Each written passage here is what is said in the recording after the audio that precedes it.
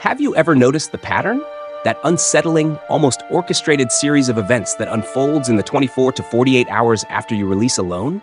It's not a major catastrophe, but a series of small, frustrating jabs, just enough to ruin your day and erode your spirit. A crucial email gets missed. A stupid argument with your partner erupts over nothing. You walk into the gym, planning for an explosive workout, only to feel drained, unmotivated, and just wanting to go home. Your mind feels foggy. Your ability to focus is gone. You dismiss it. You call it bad luck or just a bad day. You tell yourself that life is chaotic by nature. But that is a comforting lie, an ego defense mechanism to avoid a far more terrifying truth. This is not random. This is a transaction. It is a law of personal energy, as certain and unavoidable as gravity. Let's be crystal clear from the start. This is not a sermon about suppression or moral purity. Sex is not wrong. Sexual energy is one of the most primal, powerful, creative forces a human being possesses. When shared in a space of connection, presence, and consciousness, whether with a partner or even with yourself intentionally, it can be a transcendent, healing, regenerative experience. But this story is not about that. This story is about its dark side, about the act of mechanical, unconscious release, about using orgasm not as the peak of connection, but as a quick anesthetic to numb boredom, loneliness, anxiety, or the dull ache of unhealed wounds. Picture a character. Let's call him Alex. Alex is a 32-year-old marketing professional preparing for a major presentation tomorrow. He feels the pressure. Instead of meditating, going for a walk, or calling a good friend, he chooses the quickest stress relief he knows. He opens his laptop, browses, and within 15 minutes, the act is done. He feels a momentary release, a hollow sense of relief. He thinks he has dealt with his stress, but in reality, he just signed for an energy bill. The next morning, Alex wakes up feeling a mental fog. His usual sharpness is gone. He stands before the clients, trying to summon enthusiasm and confidence, but his words feel hollow, his energy weak. The presentation isn't a disaster, but it lacks the vital spark needed to close the deal. Later that afternoon, his girlfriend calls. For some reason, her tone sounds critical to him. An argument ignites over nothing.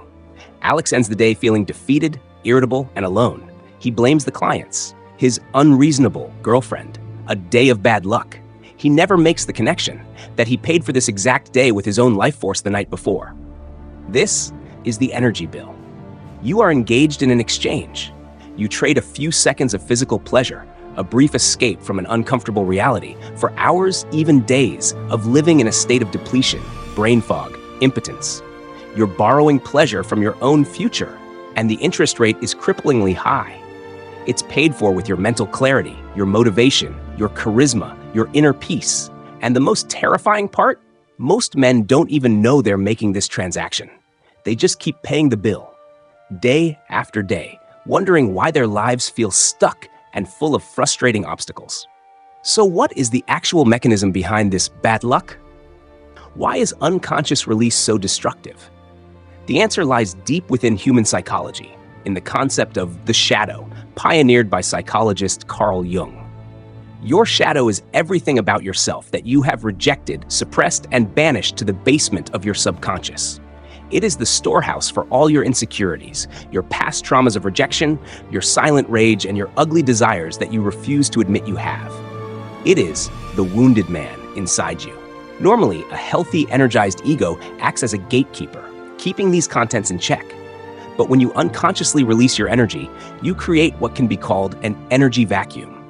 Neuroscience can describe the surface: the spike in prolactin, the hormone of satiety and sleepiness, and the severe crash in dopamine, the neurotransmitter of motivation and reward. This is why you feel empty and apathetic afterward. But on a deeper psychoenergetic level, you have weakened the gatekeeper, your ego, and nature abhors a vacuum.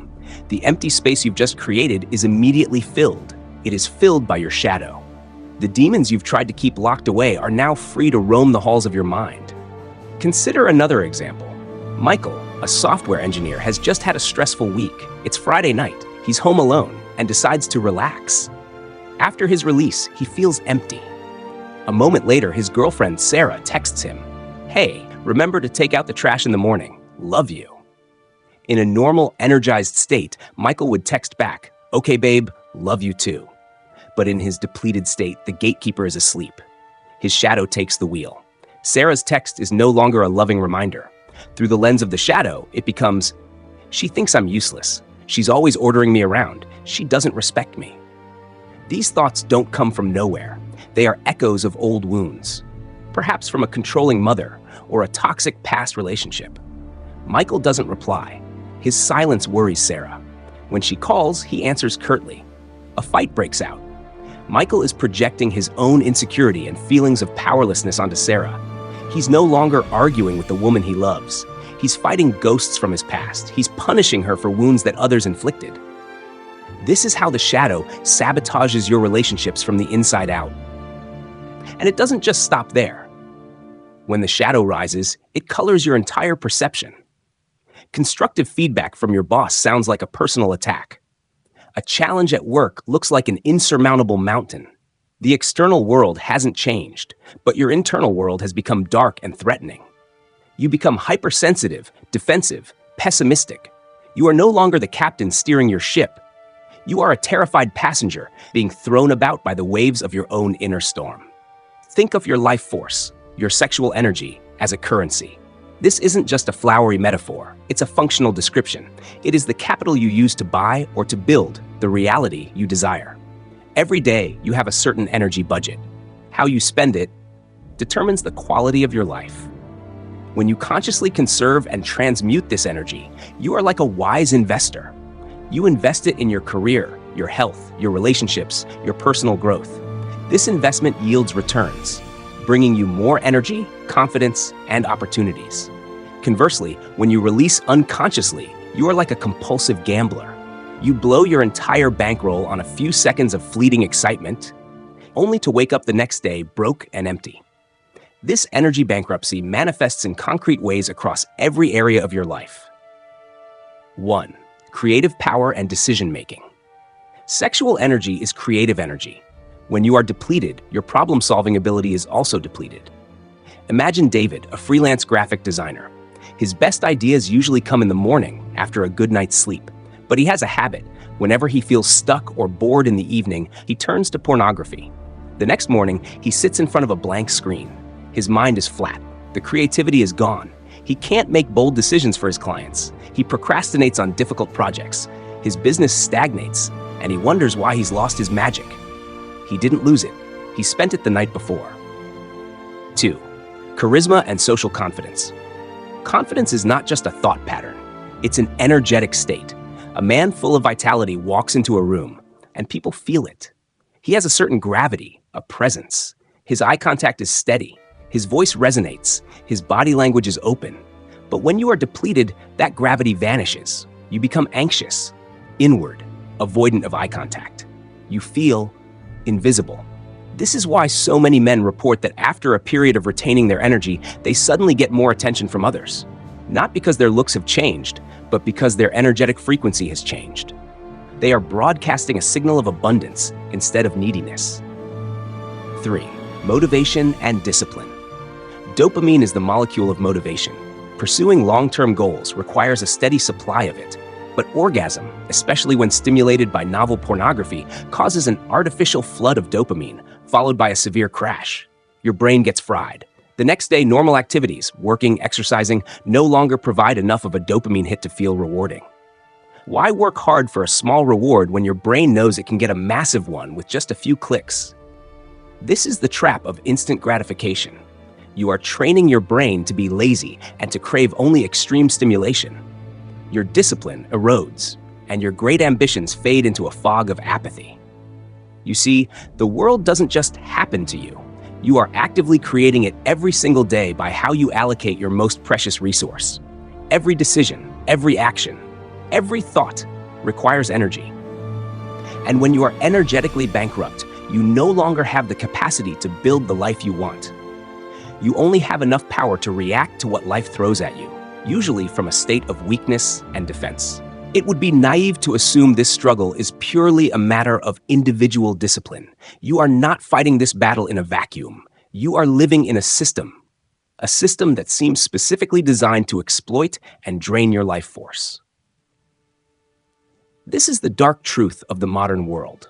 In traditional societies, young men were guided through rites of passage. They were taught by their elders how to manage and master their energy. They were taught that their sexual power was not something to be squandered, but a sacred force to be respected and channeled toward higher purposes, building the community, protecting a family, pursuing enlightenment. Today, those elders are gone. The modern man's mentor is the screen, and the screen has a very different agenda. 1. The pornography machine. The internet has turned pornography from something scarce into an infinite, free, and ever-present stream.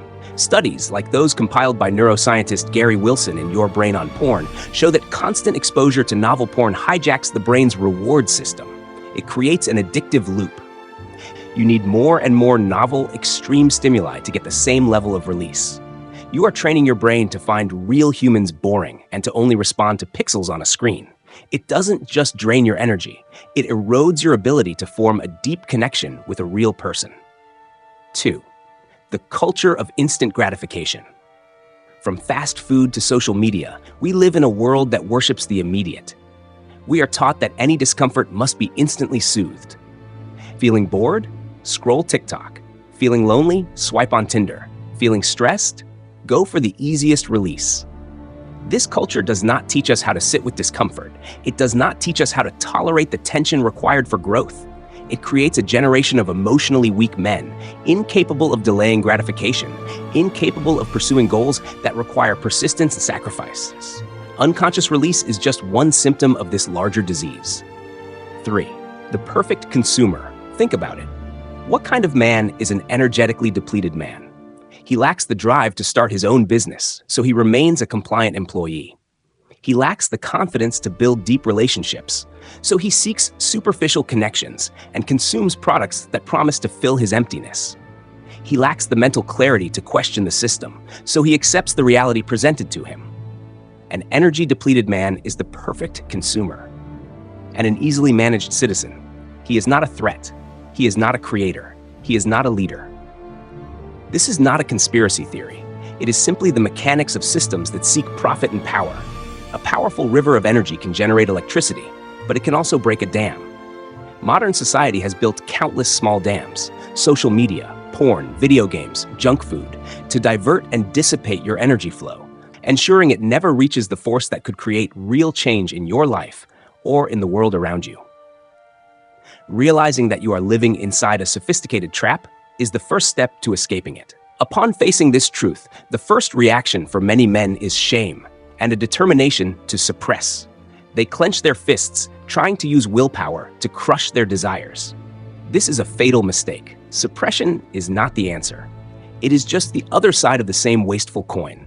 Suppressed energy does not disappear. It just gets pushed down into the basement of the psyche, where it festers. Like a caged animal, it becomes bitter, angry, distorted. A man who suppresses his energy often becomes irritable, judgmental, rigid, disconnected.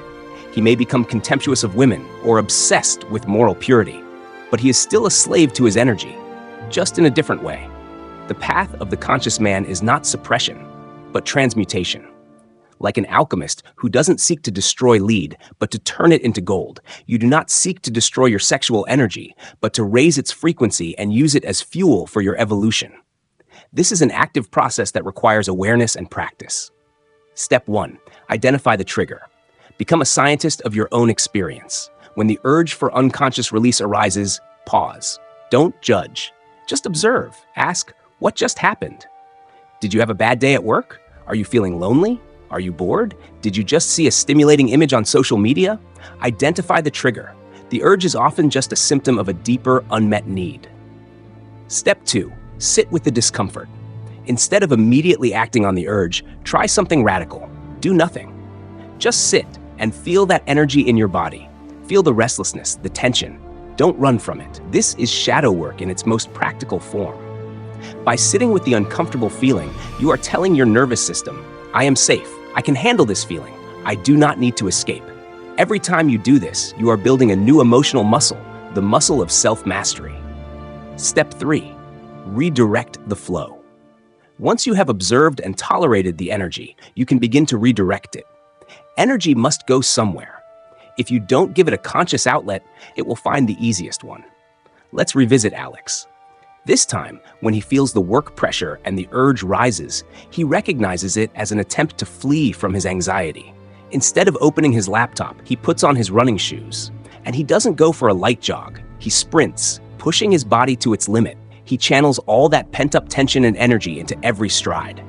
When he returns home, drenched in sweat, breathing heavily, his mind is crystal clear. The anxiety has been transformed into clarity. The urge is gone.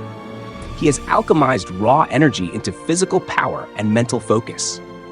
This energy can be redirected into anything that requires focus and effort. A heavy weightlifting session, a creative writing burst, practicing a musical instrument, solving a complex problem at work, or even initiating a difficult but necessary conversation with your partner. You are taking your most primal energy and using it to build the life you want. This is the alchemy of the modern man. It turns what could be a source of destruction into the fuel for greatness. In the end, it all comes down to a choice. A choice you face multiple times a day, every day of your life. It's not a choice between good and bad. It is a choice between consciousness and unconsciousness, between becoming the master of your energy or remaining a slave to your impulses. The next time that urge arises, not from connection and love, but from boredom, loneliness, or stress, pause for just 1 second. Look at the two paths that open up before you.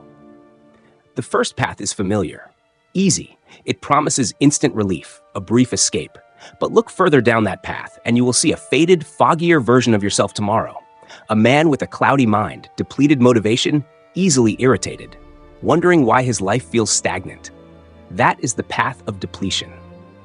The second path is harder. It requires you to face your discomfort. It demands that you find a constructive outlet for your energy. But look further down that path, and you will see a more powerful version of yourself. A man with a sharp mind, brimming with energy, capable of deep connection and actively building his own empire, whether in his career, his relationships, or his inner world. That is the path of power. The dark truth is that no one can make this choice for you. There is no magic pill. There is only the work, the hard, sometimes painful work of self-awareness. And this is why the Dark Truth Therapy channel exists. We are not here to give you easy answers or hollow platitudes. We are here to explore these raw truths with you so you can undertake the journey into your own darkness. Because true healing for men does not come from chasing the light. It comes from having the courage to confront what we have buried in the dark. If this message resonates with you, then your work begins now. Turn passive awareness into conscious action. Start by subscribing to this channel. This is more than just a click. See it as a declaration, a commitment to yourself that you will stop living on autopilot. Then, go down to the comment section, not to leave an empty comment, but to perform an act of self-inquiry. Share one thing you've realized, not for us, but for yourself. What bad luck or negative pattern can I now see might be connected to this energy bill? By writing it down, you make it real, and you will see that you are not alone. You will see other men grappling with these same truths. This path isn't for everyone. It's not for the faint of heart. But if you've listened this far, some part of you knows you are ready to stop being a victim of your circumstances and start becoming the architect of your reality. The choice is yours, but the life that follows that choice is also yours. Choose wisely.